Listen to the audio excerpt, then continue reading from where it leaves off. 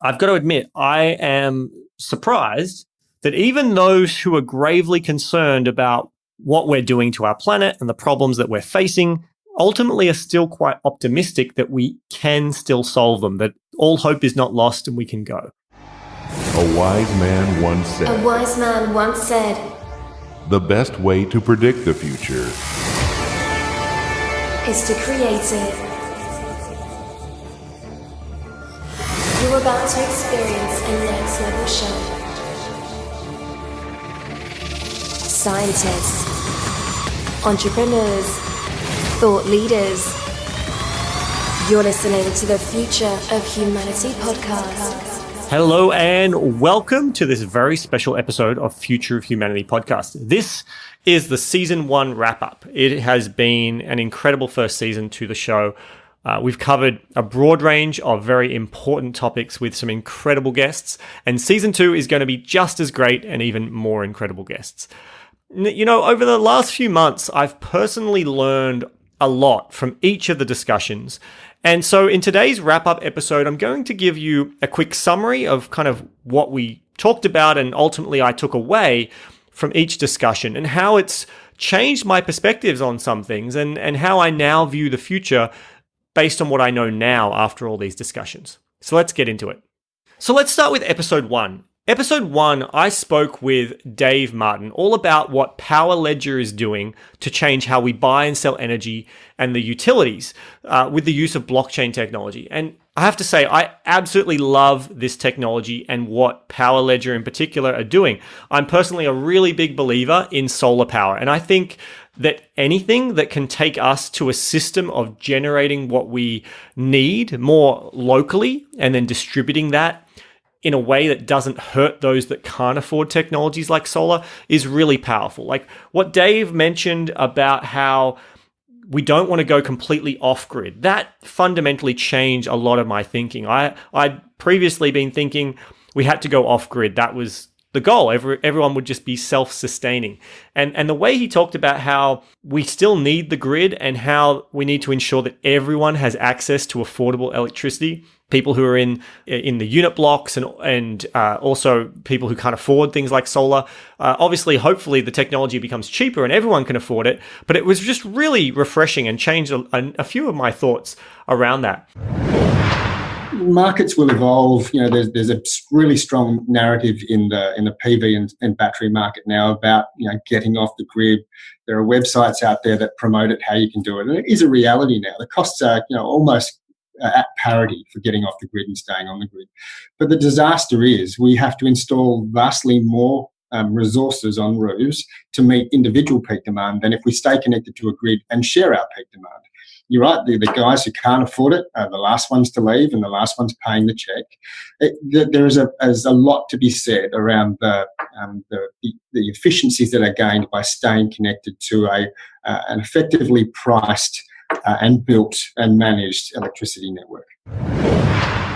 I got to say that knowing that Dave and his team at Power Ledger are out there with a real practical product and a use case for blockchain as well, which is also inspiring and exciting technology, I feel inspired and comforted because I feel confident that if it's not their particular platform, that a platform like it will make its way into our everyday use in the future in some point. So that's really exciting. That's what I loved about episode 1. Then we had episode 2. Episode 2 was where I spoke with Professor Paul Ehrlich and Dr. Sandra Kahn, all about the hidden epidemic of the human jaw. And this was probably the episode that had the most direct impact on my life. Before we recorded the episode, I was actually booked in to have my wisdom teeth, all 4 of my wisdom teeth removed, a few weeks after we recorded the episode.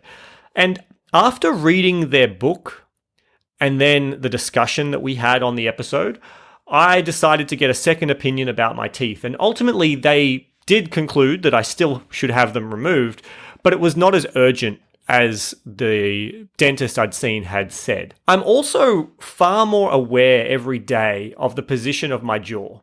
I don't know whether it's in my head or whether it's true. I'd have to probably compare some photos. I feel like my face shape has changed slightly, due to me resting my jaws in the way that was recommended by both Paul and Sandra, with where your teeth lightly touch. I'm far more conscious when I'm just out and about or I'm in resting. I notice where my teeth are and whether they're lightly touching or whether my mouth is open. But when you look at hunter-gatherers' remains, you see that there's quite a bit of wear. And so the dentistry that we've mechanically been providing to our patients might not be conducive to health. And part of the reason somebody came up with the idea of having the teeth apart is so that there's no wear. Now we know that Dr. Mew's theory that it's very important to have that contact. And when you think about it, it makes a lot of sense, but it's not something that's shared by almost anyone that I've talked to. Even people that understand you should have your tongue in the roof of your mouth and you should breathe through your nose, they always talk about the teeth being a little bit separate so that you can keep them from damaging themselves if you're tightening your teeth. So that was something that was hard for me to understand. So that's had a very profound impact on my day-to-day life. Episode 3 was where I spoke with Dave Meny about how his company is using 3D printing, drones, and 3D modeling in the mining sector. What was really great to me about this particular episode was that we weren't talking about theoretical use cases, but we were talking about practical use of 3D printing of steel structures. Like, I took away from that realizing just how close we are to utilizing 3D printing far more across the masses. Like, it's clearly being used, but I think the majority of us aren't aware that there are companies out there like his that are using 3D printing in the construction field. So there's definitely a case in the future where you need a new part. You just put your requisition order in and the printer starts up, goes all night, and you go and grab your component when it's ready. And print it on site. On demand. Yeah, absolutely. So storage becomes tiny. You've got a room with a printer in it and a whole pile of material for printing, and you wait for the time required to do that. So, yeah, I think that the future, even just looking at non-metallic parts, the plastic printing industry and so on, that's really becoming quite a thing. I love the saying about 3D printing. It's dream it, print it. So that's possible with printing. If you can model it, you can visualize it and you can model it, you can create it. And you can't do that with normal manufacturing methods. We're stuck with our steel beam lines and our bolts and our welds and everything being orthogonal. So it's easy to analyze and design for us. And that's really restrictive. It doesn't give us scope to have amazing different things. That was really exciting, and I feel like the next 10 years of what we're going to see in 3D printing is going to be really groundbreaking. Then we had episode 4, and episode 4 was a really interesting one for me. I spoke with Dr. Mel Hart all about overpopulation, contraception. I personally am very worried about overpopulation. I have been for a number of years. While there's a lot of data showing that population growth is slowing, Mel painted a pretty grim picture, especially with her opinion of what a sustainable population number is compared to where we are globally right now and where we're headed. Well, ecologists guessed that around the 1950s or so, we probably hit our maximum sustainable level of humanity. And that was about somewhere between 1 and 2 billion people. So they're willing to say, well, maybe 2 billion people. Right now, we're headed towards, 7? Are we at 7? 7.6, according to my research. Yes. And they keep on talking. This is another thing that bothers me. These media people, main channel media will say, whenever they're talking about population growth, will say, yes, and when we hit 11 billion in 2050, I think to myself, they're not even saying if. And yet, where we're headed, we might be destroying so much of the planet and its capability of sustaining us that by 2050, we might be in a crash, a major crash. And it might be from any number of factors combined that's causing this crash. No one should assume that saying we're going to automatically hit 11 billion, 15 billion, or whatever. We are probably going to crash as surely as bacteria populations crash in petri dishes, and for basically the same reason. Now, I'm not sure. I'm not an expert, and she's more of an expert than I am. I'm not 100% convinced that her view on what the sustainable population number is correct. I have researched and had other numbers which I agree with a bit more. Overall, population is a tricky subject because it's a very emotional one for many, and for many of us also there is this primal urge to procreate and have offspring. And so I think, talking about the idea of, how do we curb population is by having less kids, it's a challenging conversation as a society to have. Yes, there are definitely people who are choosing not to have children, which is helping. But there is this genetic or primal urge that I think is a challenging situation. But I learnt about LARCs, long-acting contraceptions, which I did not know existed before our conversation. I also really liked her approach of how she's trying to tackle overpopulation in her home country of the United States by focusing on reducing unintended pregnancies. So rather than going out there and saying, families, you need to have less kids and coming at it from that approach, it's hold on, let's look at this. There are a bunch of people who are having children who didn't.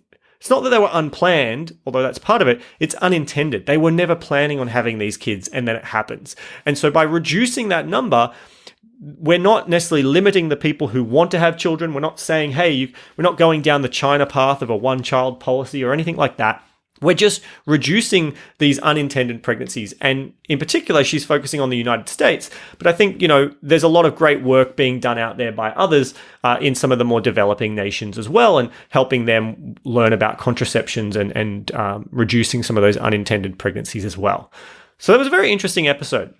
Then we had episode 5. And episode 5 was with my good friend, Peter Moriarty. He runs an IT company. We've been mates for a number of years.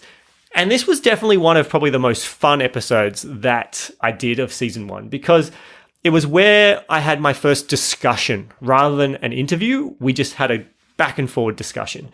I wouldn't say I came away personally too changed by this discussion because, we've had discussions like this numerous times. Although I have to say, Peter did make some compelling arguments towards at what point will email be a dead technology? A little bit curious about the future in terms of the area that I'm in, because we provide business productivity tools. And what that looks like in a practical sense is email, file storage, Hangouts, video calling, communications in the Google ecosystem, and we help implement that for small businesses. But what's interesting to me is how communication is changing and how in 5 or 10 years' time, I always have to ask myself the question, are we still going to be emailing? And I think that's how our discussion got started. And I think that's a great one to talk about because email itself, sure, it's absolutely critical right now. But if we look 10 years into the future, 10 years, not just 5 years, but 10 years into the future, and, we start to see email potentially like faxes or like sending letters. And it's a very curious topic for me. The trend of moving to instant messaging tools and bots is an interesting one, and it very may well be the beginning of the end for email. I suppose only time will tell, but it is definitely an interesting time period for us technologically. So if you're into techie things and you haven't heard episode 5, be sure to go back and listen. We speculate about the future of ownership of planets and much more. It's a really fun episode. After that, we had episode 6 with Noah Nellick. Now, I have to say I'm thoroughly impressed with the software that his company has developed. They have built a practical and useful augmented reality tool for pool builders to use as a sales and quoting tool. It's like The Sims on an iPad overlaid in real life. It's just incredible and amazing. And I came away from that episode inspired about where the future of augmented reality might take us in business. Previous to that, I hadn't really seen how augmented reality would be used so much in a business sense. I could see it in a personal world, in entertainment, and maybe eventually something like Google Glass will happen that people will accept. But I didn't really see the practical use cases today in business, and I was really impressed with what Noah Nellick and his team have created. That's what's special about the Yard app, because it can bring elements of the 3D world, in our case, a swimming pool, spa, deck, and drop that to scale in someone's real world. And so they look through the iPad, and we call it the window of the future. because they're looking through at that pool in their backyard and they can walk around it from any angle as if it's there. Episode 7 was another blockchain episode, and this time it was with Jamie Skeller, who at the time was the managing director of Horizon State. He has since stepped down to focus on other interests, but Horizon State continues to pursue their incredible vision. And he is a super smart guy, and I wish him well with everything he is doing. I've got to say, before this episode, I could already see the power of blockchain in a voting sense. I could understand the idea of being able to vote on the blockchain would eliminate a lot of the challenges that we've had with electronic voting to date. But what Horizon State is doing around the world now, if society as a whole accepts the technology, it could fundamentally change how the democratic process works. It's going to be a slow process overall. We're under no illusions that we can sort of change the world overnight, or that this is going to be a flip of the switch. In Australia, we have relatively, high levels of penetration for mobile devices and smartphones. We're talking in the vicinity of sort of 85% mobile. 85% smartphone and about 95% mobile. So there is the opportunity to put this technology into many people's hands, but it's also important to recognize that it doesn't need to be all or nothing. For every postal vote we don't need to send, for every ballot box we don't need to stand up, we're saving time, we're saving money, and we're improving the legitimacy of that result, with particular focus on the security of that result. So it's going to be something that indeed will take 5 and 10 and maybe even more time than that to actually fully realize. But I do think that within that sort of time frame, the reality is going to be that any politician, any party, any government that is rejecting the consideration of the use of this technology will effectively be waving a flag, signaling their own corruption, because there is no reason, just simply no reason, that you wouldn't want to improve the security of the result and improve the quality of your democratic process. I feel like this is one of those, let's wait another 10, 15 years and see where we're at. I don't think it's going to happen overnight, but the progress that Horizon State are making is just incredible. And I think there are other companies doing similar things in the blockchain space with democracy and voting. But I really am excited about Horizon State and what they're doing. Episode 8 was then with Hien Nguyen, and we talked about space, spirituality, and flying cars. Hien is very, very passionate about space. And I've got to say that enthusiasm rubbed off on me. I said, I played this scenario, and these are the message I got, and I took action on it. And I attracted and I created this personal reality of this opportunity. How did you do that? The visualization process you were talking about at the beginning of visualizing. I have a passion for space. I can talk 24 hours about space. Jeff Bezos shows up in my dreams, colorful dream, almost flirty, like actually the dream, but rainbow and everything. So I'm happy that the color was not doomsday. The color was exactly how I would like to see the future and how I would like to contribute to the future. Boom, 1 week later, an email shows up. You get the opportunity to meet him. So I like to be pure, be open, be curious at heart, and stay open, willing to put your mind on delete mode, because we don't need to know. All we need is a strong vision, great access to people that share the same values, beliefs about abundant futures, and the opportunities that will unfold if you trust the path. Since that episode, I've looked a lot more into what's been happening with space. In fact, the other week, I was in Seattle at the Boeing Flight Museum, and I spent most of my time in the section all about space, because yes, as a kid, I was always inspired by it, but Hien's enthusiasm and what she's out there doing really inspired me to look far more at what's happening and where I can get involved. I think the future of space is going to be very much in the commercialization of space. It's going to bring the cost down, which will ultimately allow scientists to focus on experiments and deep space exploration technologies, and it will leave the kind of going up to the space station and some of the more local things to the commercialized sector. I think that's got pros and cons, but I think ultimately that's where we're going, and I think overall it's not necessarily a bad thing. Episode 9, I was joined by another personal friend of mine, Fiona Anson, who is the CEO of Job Getter, which is a job recruitment platform. I really enjoyed this discussion because firstly, it was data driven and not just pure speculation. They collect a mass amount of data in the Australian workplace space in particular. And secondly, because we took a step back from just being business owners and we looked at the job market and the changes that are happening from an everyday employee mentality, which in my circles isn't really a common thing. I'm surrounded mostly by fellow entrepreneurs and business owners. And so while I have a team, it can be very easy to not know what's happening in the job market with the underemployment and the changing shape of what is available in that market because I'm not actively out there looking for jobs or having people decide whether I have a job or not.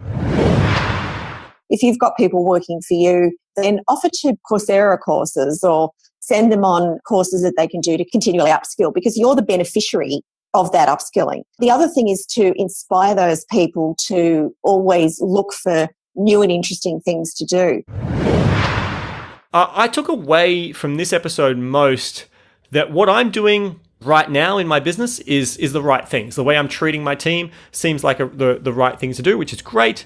But also that the soft skills development is what I should be recommending my friends and family focus on if they want to stay relevant in the fast changing world. So if you are out there looking for jobs, my biggest takeaway from this episode, firstly, go back, listen to the episode, but it was make sure you're developing those soft skills. I think they're super crucial and important. Then we had episode 10, and I've got to say it is definitely a favorite of mine. I was joined by author and social researcher Claire Madden, and we spoke all about Generation Z or Generation Z, however you want to pronounce it. What I learned from Claire's book and during our episode has come up in numerous conversations since, both with Generation X and Y, as well as Gen Zs themselves. And I've got to say, I really feel like I better understand Gen Z's behavior, especially when it comes to social media and the use of their phones, so much better. And they have had their formative years influenced by such extraordinary exposure to technology at such a young age. And that's been a marker of them. When I asked them to define what shaped their generation, the two responses I heard time and time again were technology and social media. And the extent to which social media is a part of the way that they live is really quite extraordinary. I'm also far more conscious of my messaging on SMS and instant messenger if I'm speaking to a Gen Z, making sure that I'm not using full stops when I shouldn't. Am I showing the way that they communicate? Am I showing the emotion in the way they expect? So that's been really interesting, and it's created a lot of laughs and good fun at dinner conversations and just out with friends where I get to share these really interesting facts that a lot of people don't know. So if you're looking for interesting things to talk about, pick up Claire's book, but also listen to the episode. It'll give you some great things to wow people about when you can say, did you know Gen Z are like this? Then we've got episode 11. And in episode 11, I was joined by James Kemp, and we discussed the blurring lines between entrepreneurs and employees.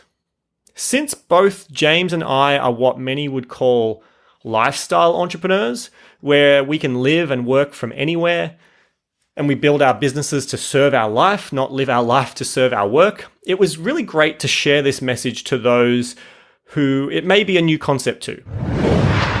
Well, I think the people with jobs are now, they've got the opportunity to, I'll bring it back to the influencer frame that you've just set out there. But it used to be your side hustle. You know, if you had a job, you'd get a side hustle and you make a few dollars on the side, you know, maybe selling something at a market, or, you know, some kids had a paper round, or for extra income, you know, people who wanted to bolster their income can work in a bar at night or whatever it was in the old economy. And that still happens. But now as an influencer, the side hustle can now be $1 million side hustle. Is that still a hustle, or is it now a job?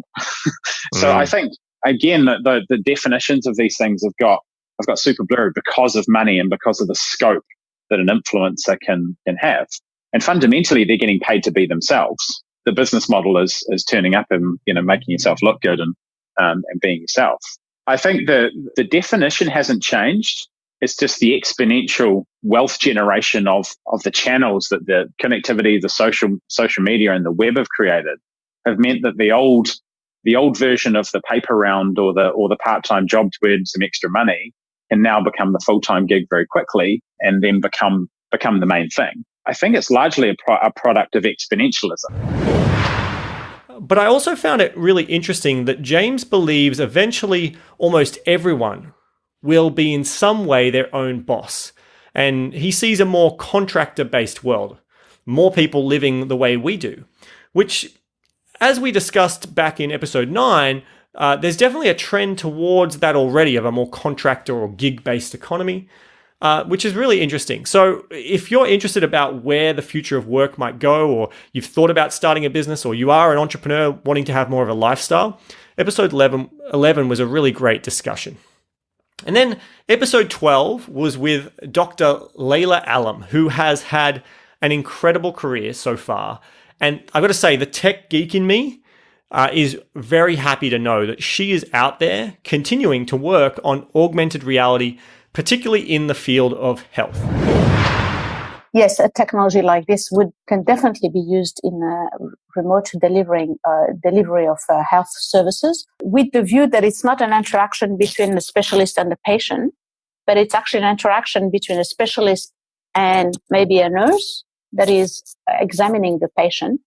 And therefore, the patient gets the benefit of having a specialist because a specialist is augmenting the nurse. The nurse gets to learn on the job because she actually gets to do all the examination of the patient and gets the advice and recommendations of a specialist in situ while they're doing the examination. And the specialist gets to do it from their office instead of having to fly them. So it's beneficial for the three parties involved. Just like episode 6 had me excited for the future of augmented reality in business, this episode and what's already happening in the world of augmented reality has me excited about how AR could help us better manage our health, and in particular, our mental health. It's a very interesting space, and I just can't wait to see how it's going to develop. Episode 13. This was actually going to be in season 2, but I learned so much from my discussion with Dr. Michael Chapman that I felt we should get it out as a bonus in season 1. You know, as a single man, IVF isn't something that I've ever really looked into or known much about. You know, sure, I know a few people who have gone through the process, but I've not really asked any questions, to be honest. So in researching the episode and then during the discussion, I learned so much more about how IVF technology has changed and the costs and everything.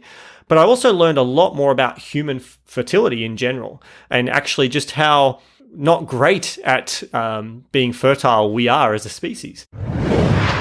What we are as humans, however, and our reproductive life, well, female reproductive life stretches from 13 to 45, a long period of reproduction, and a coming into season, in a sense, once every month. So that's 12 times a year. If we got pregnant every time, we wouldn't be here today.